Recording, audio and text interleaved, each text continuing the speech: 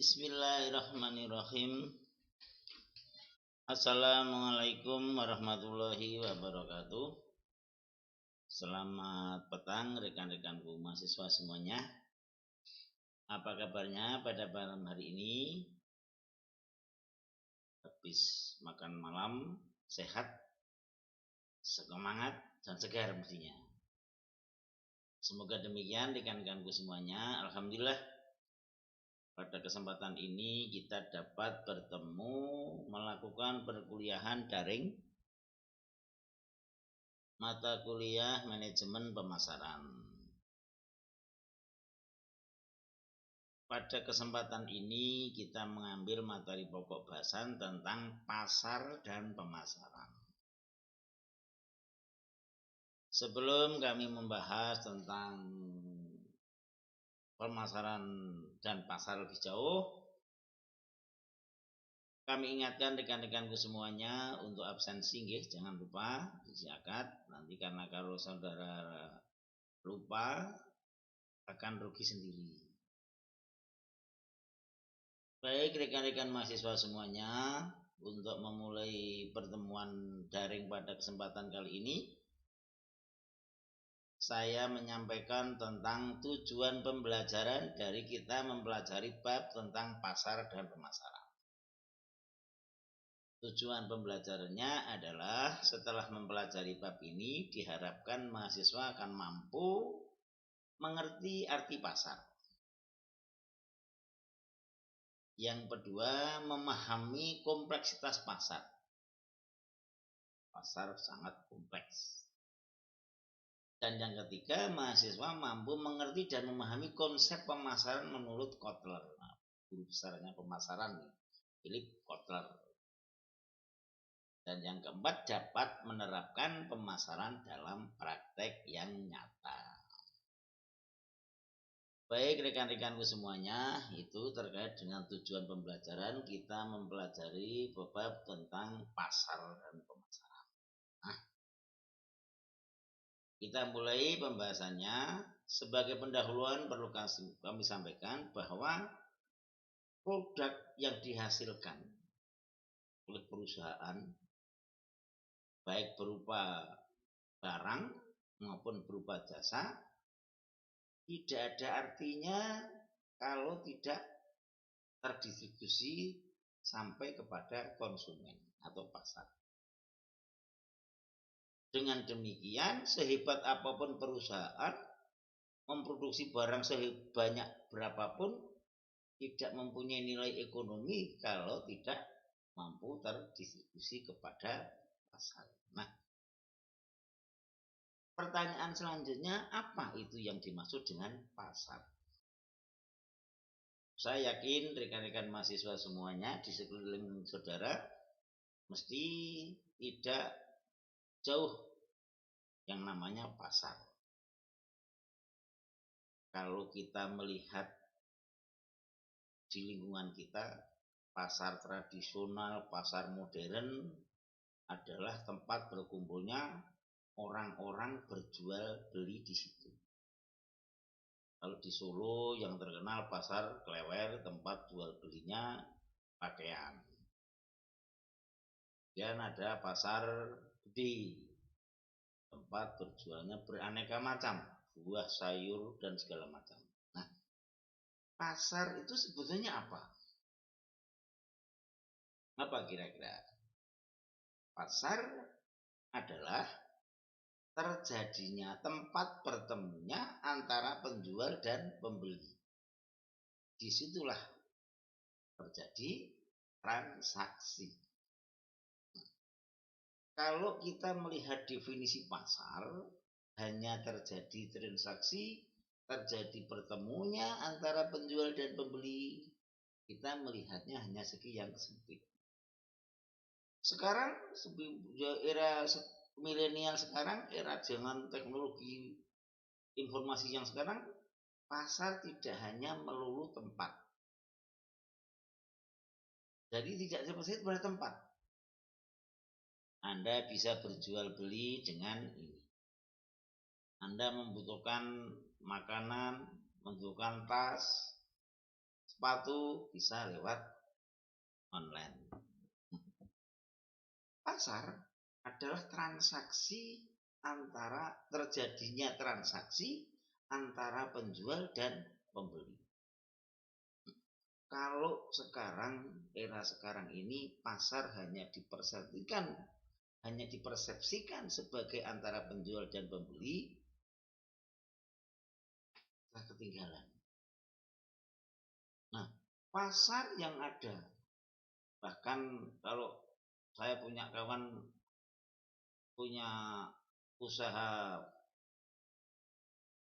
online itu, produk hanya contoh. Ketika terjadi pemesanan baru dicarikan barangnya. Tapi sudah ada komitmen dengan yang punya barang. Nah, bagaimana pasar itu bisa berkembang? Bagaimana pasar itu bisa tumbuh? Tidak lepas dari yang namanya lingkungan yang ada.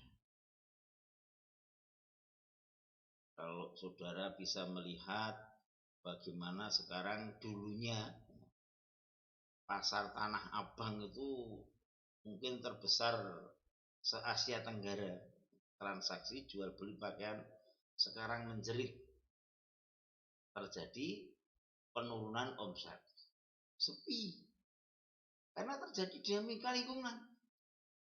Orang tidak perlu datang sulit-sulit ke pasar berdesak-desakan, cukup melihat dari barang. Nah, ada beberapa permasalahan terkait dengan pasar, di mana mungkin pasar itu dibangun dengan bangunan yang begitu bagus, tetapi belum tentu pasar menjadi ramai. Tapi ada juga pasar yang karena nilai kulturalnya, nilai sejarahnya, misalnya pasar Beringharjo di Yogyakarta. Misalnya di Semarang ada pasar Johar. Di Solo ada pasar Gede, pasar Klewer. Ada banyak faktor yang membuat pasar itu bisa eksis. Ada banyak hal. Jadi tidak hanya dilakukan oleh penjual dan pembeli dengan produk yang ditawarkan, tetapi juga ada faktor-faktor yang lain. Nanti akan kita bisa bahas lebih dalam terkait dengan pasar yang lain. Kita lanjut. Sebetulnya apa sih yang dimaksud dengan pasar itu?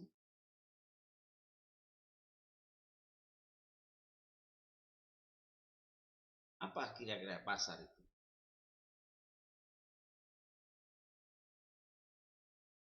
Secara ringkas ada beberapa terkait dengan pasar. Yang pertama,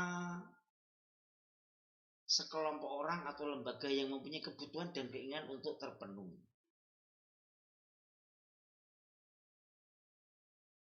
Orang datang ke pasar butuh sayuran. Sisi yang lain, orang datang ke pasar ingin menjual sayuran. Nah, ada kelompok orang di sini yang mempunyai keinginan dan kebutuhan untuk terpenuhi. Yang menjual sayuran keinginannya sayurannya laku. Orang yang butuh sayuran kepingin membeli sayur. Ada satu kelompok orang, mungkin lembaga, yang mempunyai keinginan dan kebutuhan untuk terpenuhi. Penjual berkeinginan untuk laku dagangannya, barangnya untuk dijual. Yang membutuhkan barang kepingin mendapatkan barang. Ada dua keinginan yang terpenuhi kepuasannya. Penjual terpenuhi kepuasannya karena bisa menjual barangnya, akan mendapatkan uang. Yang membeli terpenuhi keinginannya dengan mendapatkan barang dengan mengeluarkan uang. Kelompok orang ini disebut dengan pengertian pasar. Paham ya? Yang kedua, komponen kedua mempunyai kemampuan untuk membeli atau berdaya beli. Kalau di pasar satunya ingin menjual, mesti satunya ingin membeli. Punya kemampuan. Yang menjual punya barang, punya kemampuan daya belinya, daya jualnya. Yang ingin membeli barang punya kemampuan untuk membeli barang. Dua-duanya punya kemampuan yang sama. Kemampuan untuk menjual berarti kita punya barangnya. Kemampuan untuk membeli berarti kita punya uangnya. Dua pengertian ini sudah menunjukkan bagaimana dalam pasar itu terjadi suatu transaksi.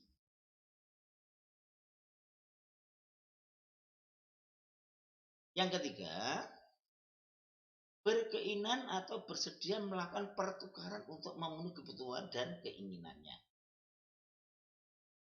Tiga pengertian ini penting dalam rangka kita melihat apa itu pasar. Ada keinginan terjadinya pertukaran untuk memenuhi kebutuhan dan keinginannya. Yang satu berkeinginan untuk laku barangnya, yang satu berkeinginan untuk mendapatkan barang dengan membayar sejumlah uang. Nah, dari tiga pengertian ini, komponen dari ada kelompok orang mempunyai keinginan untuk mendaya beli, daya jualnya, kemudian berkeinginan untuk melakukan pertukaran. Inilah pasar. Dalam arti yang lebih luas, sekarang tidak harus menunjukkan tempat. Kalau saudara melihat transaksi lewat online atau transaksi lewat media digital, tidak harus tempatnya ada. Tetapi ada juga dari 1, 2, 3 ini pengertian pasar menunjukkan tempat. Pasar Beringharjo, pasar Klewer, atau pasar Johar di Semarang. Manajemen pasar memandang pasar sebagai keseluruhan, sehingga terdiri dari berbagai bagian-bagian dalam pasar.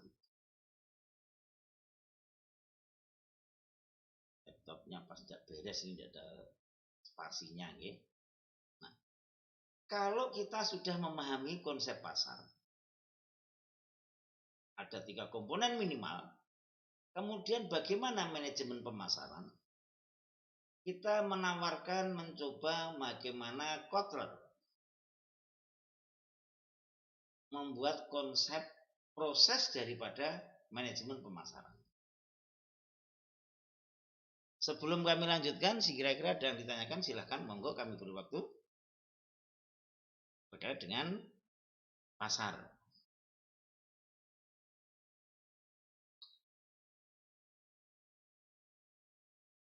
Tidak nggih, monggo.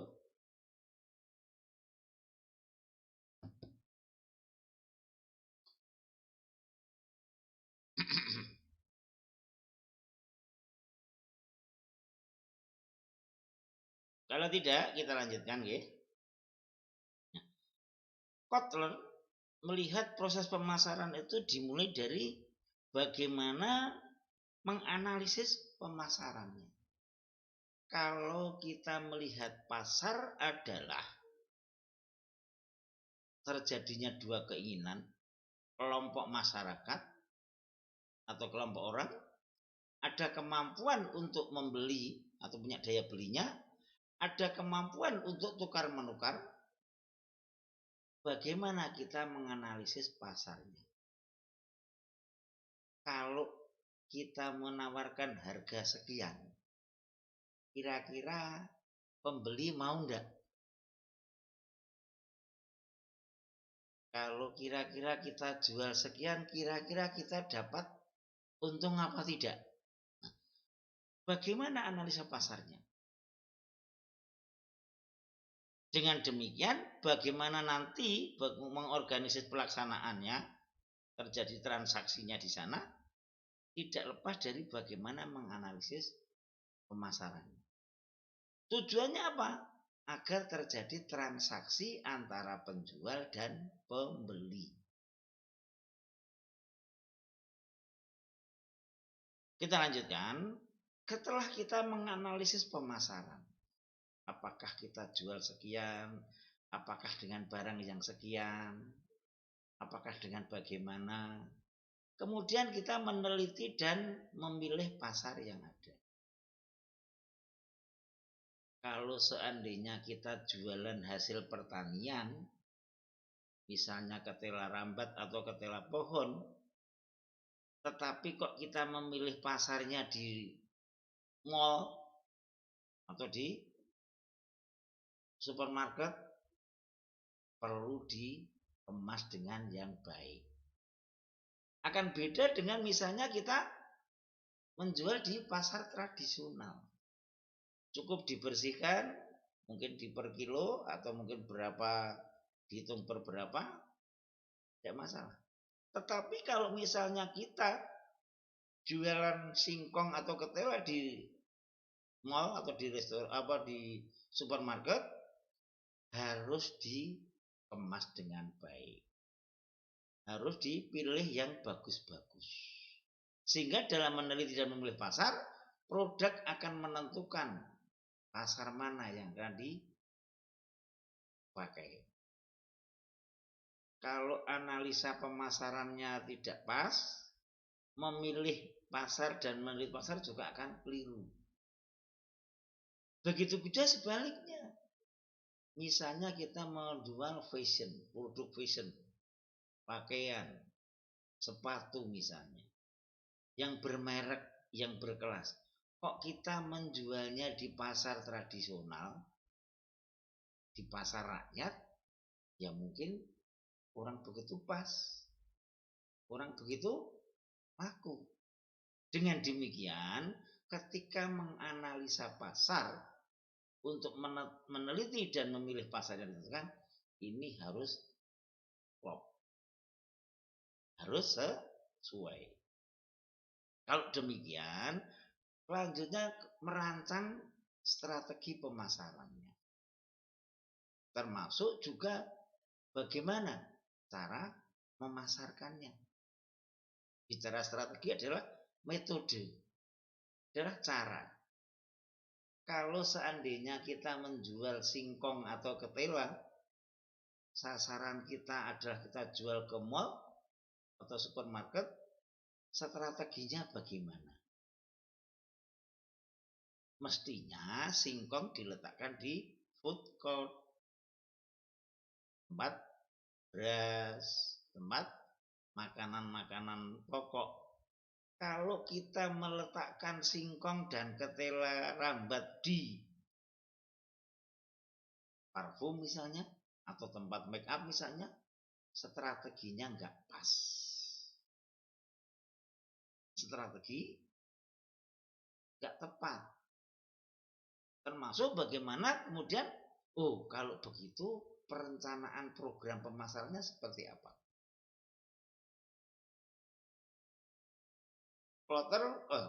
Kotler menyampaikan merencanakan program pemasaran adalah yang menyeluruh. Kemarin kita sudah bicara tentang pemasaran yang terpadu. Kalau pemasaran yang terpadu, di mana program pemasaran, kayak contohkan produknya tadi adalah ketela pohon dan ketela rambat, kira-kira kalau di pasar supermarket atau di mall, programnya bagaimana? Karena apa? Status sosial orang-orang yang ke mall itu di atas, menengah ke atas. Sementara untuk produk-produk ketela rambat dan ketela pohon, segmennya kebanyakan adalah menengah ke bawah. Kalau begitu strateginya yang bagaimana? Perencanaannya bagaimana? Produknya tidak perlu banyak. Kecuali kalau memang produknya permintaan sudah tinggi. Apalagi sekarang mungkin ada program diet misalnya, atau program kesehatan diabetes misalnya, kolesterol misalnya. Dengan demikian, bagaimana kemudian mengorganisir pelaksanaan dan pengawasan ini. Dari mulai menganalisa pasar, kemudian bagaimana meneliti dan memilih pasar yang ditentukan, kemudian merancang strategi, tidak lepas nanti adalah bagaimana kita mengorganisir dan mengawasi ini. Oh, ternyata menurut Kotler, perencanaan atau pengorganisasian pemasaran dimulai dari menganalisis pasarnya. Contoh yang lebih konkret saya sampaikan, sama-sama produk pakaian, sama-sama produk fashion. Antara yang dijual di pasar tradisional, kemudian dijual di pasar klewer, kemudian dijual di mall, sama-sama produk baju, sama-sama produk fashion, menganalisis pasarnya beda-beda. Karena apa? Segmentasinya berbeda. Anda bisa cek sendiri. Anda bisa lihat baju-baju di pasar tradisional, Anda bisa baju di pasar klewer, pasar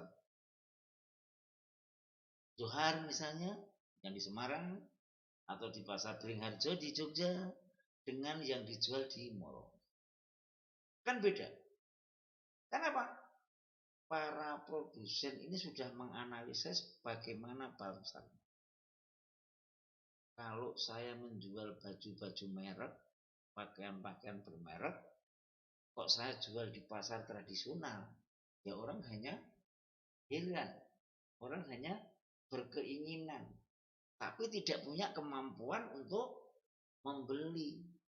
Padahal di depan kita sampaikan bahwa pasar adalah kelompok atau lembaga yang mempunyai kebutuhan dan keinginan untuk terpenuhi.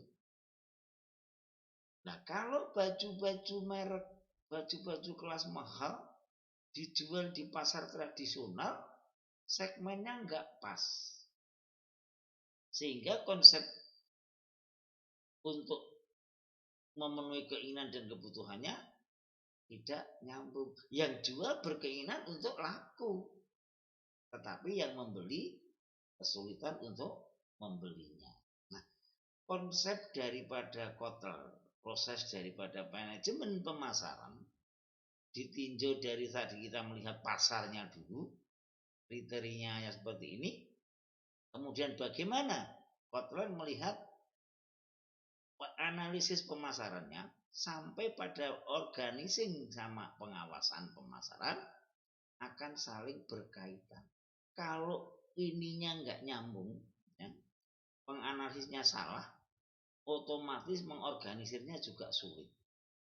Contoh mengorganisir itu seperti apa? Oh, ternyata produknya laku, disuplai lagi. Oh, ternyata produknya ada yang reject, diganti misalnya.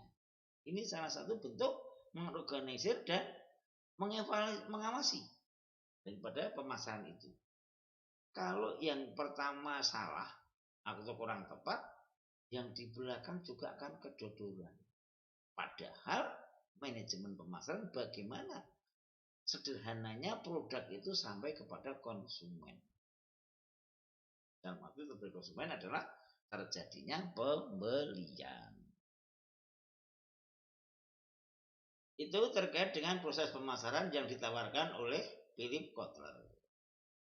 Silakan rekan-rekan kalau ada yang ditanyakan, monggo, saya beri waktu.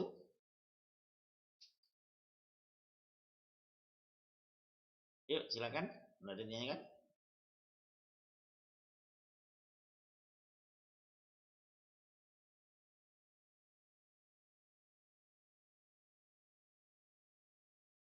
Kalau tidak bisa dilanjut ya.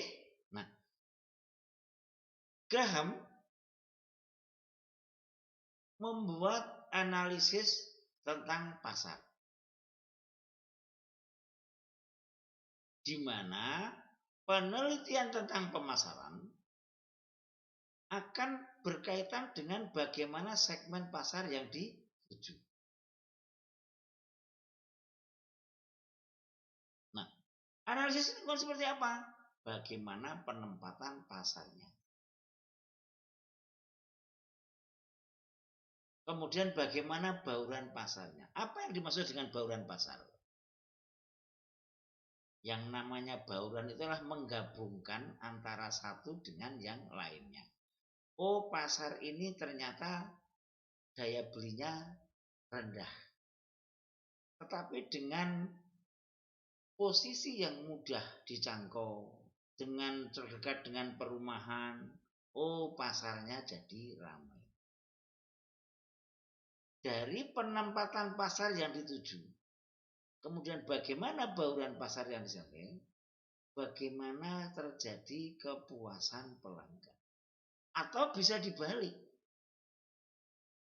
penentuan kepuasan pelanggan bisa dilakukan melalui bauran pasar maupun penempatan di pasar. Ini menganalisis pasar yang ada. Kalau secara teoritis Graham Clark sama Philip Kotler ini memang sangat teoritis sekali. Yang penting barangnya laku Pak, iya. Tapi kalau kita bicara pemasaran, manajemen, kita perlu tahu dasar-dasar tentang teori pemasaran.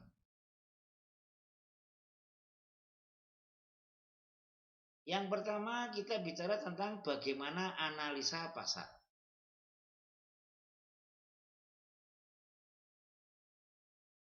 Analisa pasar adalah bagaimana memulai pertanyaan. Kita ini menjual ke siapa toh? Kita menjual kepada siapa toh? Ini analisa pasar. Apakah kepada pelanggan yang kelas menengah ke atas? Atau kalau ada pelanggan yang masyarakat umum? Ini analisa pasar utama. Dengan demikian produk yang akan dijual ini akan mempunyai nilai penjualan yang diinginkan. Kalau kita menjual makanan di warung sekitar kampus misalnya, warung mahasiswa, kantin mahasiswa, ya kita harus bisa menganalisis, oh kemampuan mahasiswa itu sekian. Meskipun mahasiswa itu anak orang pejabat kaya, tetapi kalau standarnya mahasiswa itu mesti rumah makannya standar mahasiswa sekian. Nah, kalau analisa ini tepat, bukan masalah kita bisa menjual produk, tapi bagaimana sesuai dengan pasar yang ada. Dengan demikian, kalau menganalisa pasar, paling utama adalah sasarannya siapa toh. Pelanggannya siapa toh. Ini penting. Kita contohkan yang lebih ekstrim analisis pasar. Kalau kita ingin menjual produk saprodi, sarana produksi pertanian, ya kita jualnya ke Bapak Ibu petani. Kalau kita ingin menjual produk saprodi tapi di kota metropolitan, akan kesulitan. Kalau analisis pasar ini tercapai, yang terjadi apa? Apa kira-kira? Yang terjadi apa kira-kira?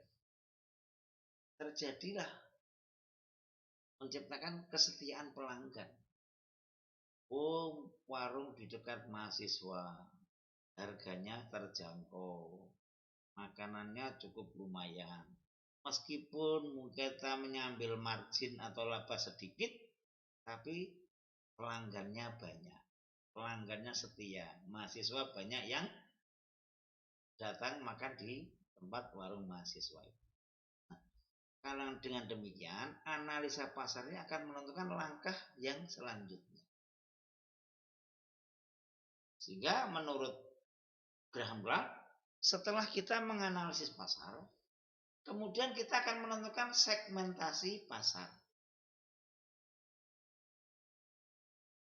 Kalau sasarannya kita sudah kelihatan, rumah makan kita sasarannya adalah mahasiswa. Berarti yang kita tawarkan makanan kelas mahasiswa. Tidak begitu tinggi, tapi juga tidak begitu di bawah. Rasa dijaga.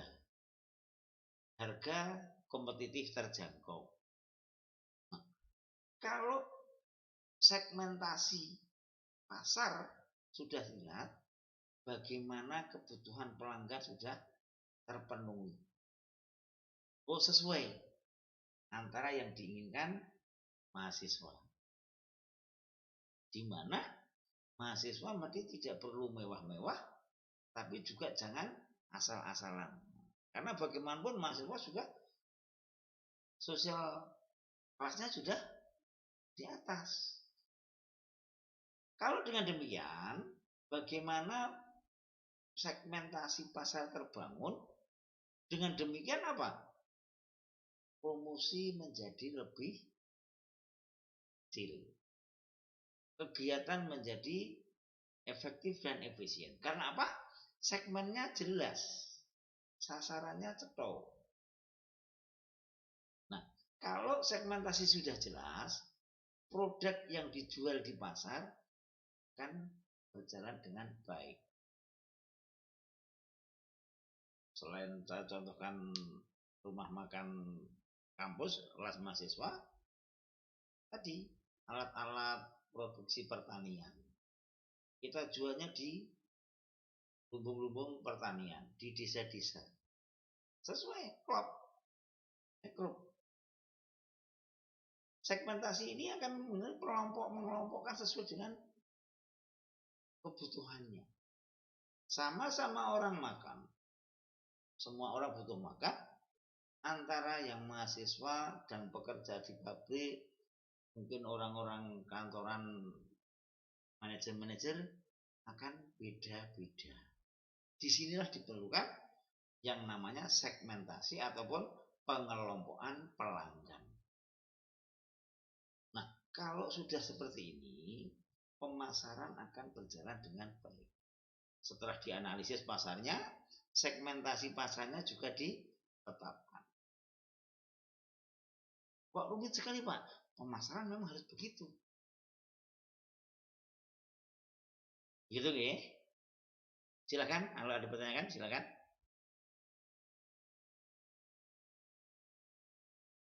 Enggak, silakan ada pertanyaan.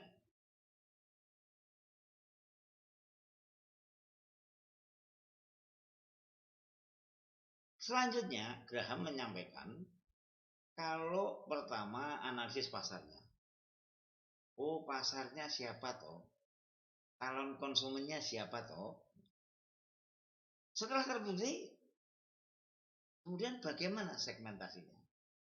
Orang makan banyak, orang butuh makan, semua orang butuh. Tapi di segmen yang mana kita harus menempatkan usaha kita? Di segmen yang mana kita harus menempatkan produk kita? Nah, setelah itu pasar. Oh, saya menetapkan posisi segmentasi di mahasiswa. Mahasiswa yang kos, mahasiswa yang perantauan-perantauan. Penempatan pasarnya jelas. Kalau ada rekan-rekan yang misalnya lihat ya di Solo itu, di Solo ada edupaknya UMS.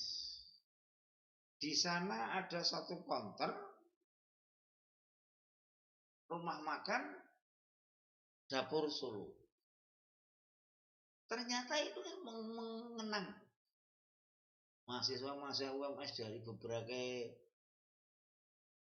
belahan Indonesia.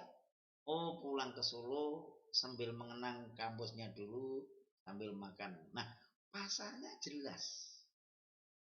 Selain itu juga masyarakat ataupun mahasiswa di sekitar UMS. Kembali kepada penempatan pasar, produk agar bisa diterima di pasar dengan segmen yang sudah ditetapkan dari analisis pasar yang ada, maka apa? Pasar akan berjalan dengan sendirinya, pelanggan akan tercipta dengan sendirinya. Di mana harapan-harapan daripada konsumen ataupun pelanggan akan produk tersebut. Bagaimana analisis lingkungannya yang ditempatkan, bagaimana pertimbangan-pertimbangan non pemasaran yang pasar inilah yang akan ditetapkan. Kemudian yang selanjutnya, kalau perusahaan sudah menempatkan pasar yang disasar dengan segmentasi yang ditetapkan, kita tinggal mengolah variabel-variabel pemasaran yang lain. Bagaimana untuk menjaga tetap survival, bagaimana untuk mengurangi atau menghilangkan kelemahan-kelemahan yang ada, bagaimana kita untuk mendorong kekuatan yang ada. Anda sering misalnya ada rumah makan baru atau restoran baru atau tempat wisata baru, saudara ke sana, entah itu dari pemilik, entah itu dari manajemen, terima kasih Bapak Ibu atas kunjungannya. Mohon masukan, kritikan kalau ada yang perlu diberi masukan untuk perbaikan kami ke depan. Itu bahasa-bahasa dalam rangka apa? Menggait pasar. Penempatan pasarnya jelas. Untuk selanjutnya, Graham menyatakan bagaimana bauran pasar. Di mana bauran pasar merupakan gabungan dari beberapa unsur yang saling berkaitan. Dalam rangka apa? Dalam rangka untuk mendapat pelanggan. Bauran ini dilakukan dalam rangka untuk strategi pemasaran untuk mendekatkan produknya kepada konsumen atau pada pasar sasarannya. Jadi, kalau saudara melihat, contoh lagi rumah makan tadi. Kalau rumah makan di dekat kampus, rumah makan mahasiswa, itu bisa dikatakan santai tapi tetap dalam aturan-aturan tertentu. Ya enggak? Pelayanannya familiar. Kenapa? Teman-teman mahasiswa mungkin orang-orang perantauan yang rindu dengan keluarga. Dibuat sefamiliar mungkin. Selain itu mungkin juga ada pelayanan-pelayanan tertentu. Sekarang kalau saudara lihat banyak ya di rumah makan tertentu, ya kebetulan kalau saya amati kebetulan pemiliknya, ownernya adalah orang muslim, hari Jumat bebas minuman misalnya.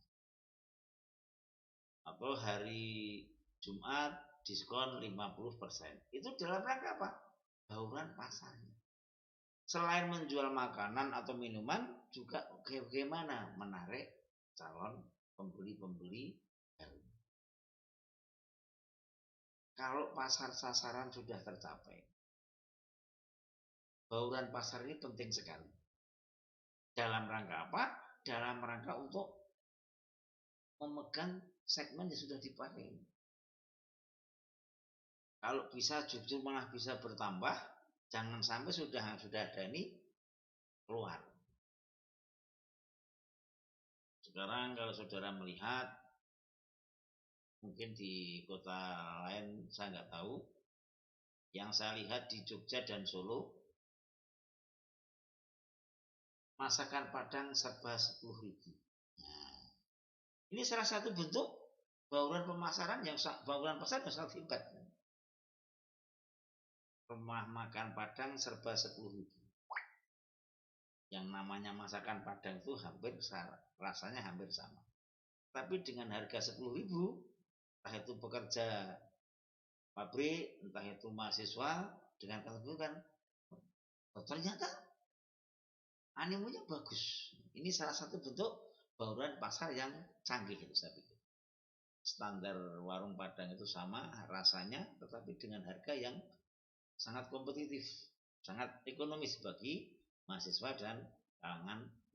Nah, dari semuanya ini, dari analisis pasar, kemudian dari segmentasi, kemudian kepada segmentasi pasar, dan bagaimana penempatan pasar yang ada, kemudian dilanjutkan dengan bauran pasar yang dilakukan. Tujuannya akhir adalah bagaimana menciptakan kepuasan pelanggan. Kalau puas pelanggan itu pemasaran sudah selesai. Karena apa? Membangun kepuasan pelanggan ini tidak mudah. Kalau saudara melihat perusahaan-perusahaan sekarang, perusahaan besar mestinya ada program Customer Satisfaction Responsibility, CSR.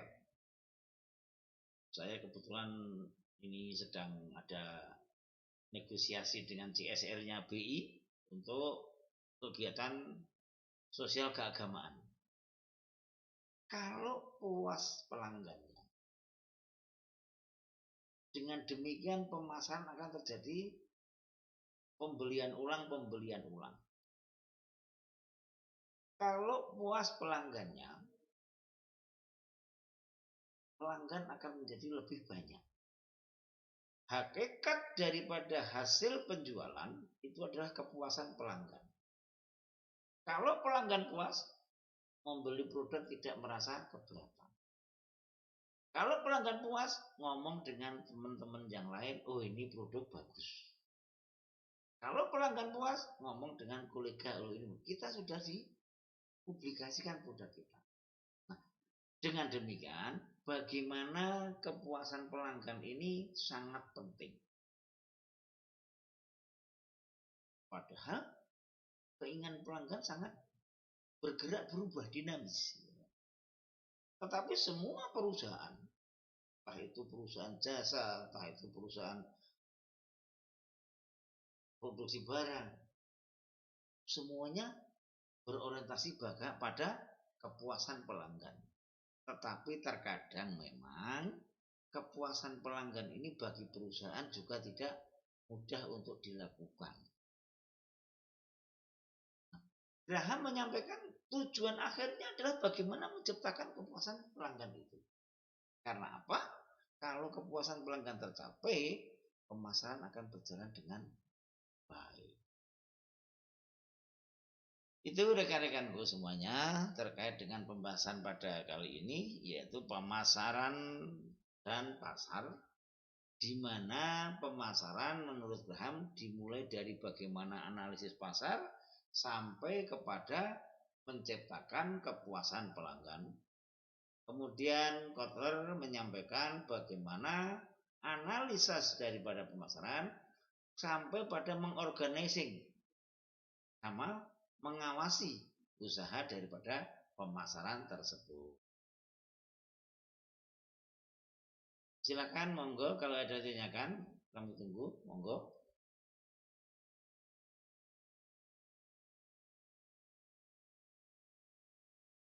Ya, silakan, adanya yang mau ditanyakan?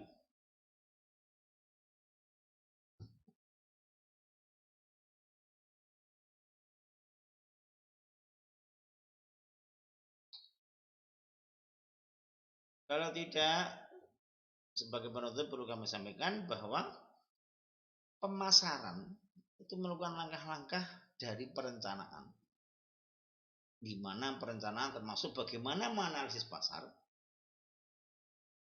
Kemudian tidak kalah pentingnya adalah mengevaluasi apa sebetulnya yang telah dilakukan, apa kendala hambatannya, ini harus selalu dievaluasi. Pasar yang dinamis akan selalu berubah, bergerak. Sama juga seperti manusia, selalu bergerak dan berubah terkait dengan bagaimana pemenuhan kebutuhan manusia tersebut. Pemasaran akan berhasil apabila produk yang dijual menciptakan kepuasan bagi pemakainya atau konsumennya. Demikian rekan-rekan mahasiswa semuanya, sebagai bahan evaluasi dan diskusi, seperti biasa kami berikan 3 soal untuk berdiskusi dan mengevaluasi diri.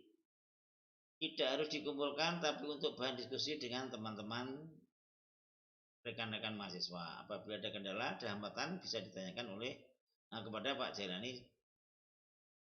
Monggo melalui email nggih silahkan. Demikian rekan-rekanku semuanya, untuk pembahasan pada kesempatan ini kita bicara tentang pasar dan pemasaran. Sebelum kami akhiri, kami berikan kesempatan lagi untuk bertanya, silahkan bertanya ya monggo. Kemudian menyampaikan pendapat juga tidak salah. Pak, saya punya pendapat begini. Berdiskusi tidak apa-apa, lebih bagus. Saya malah lebih senang rekan-rekan mahasiswa bisa kreatif dan dinamis. Monggo silakan, kami beri waktu kalau ada yang bertanya.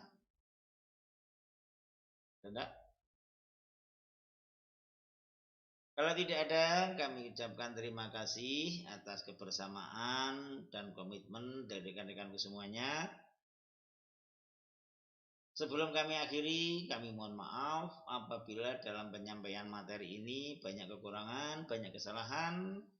Akhir kata, assalamualaikum warahmatullahi wabarakatuh. Terima kasih.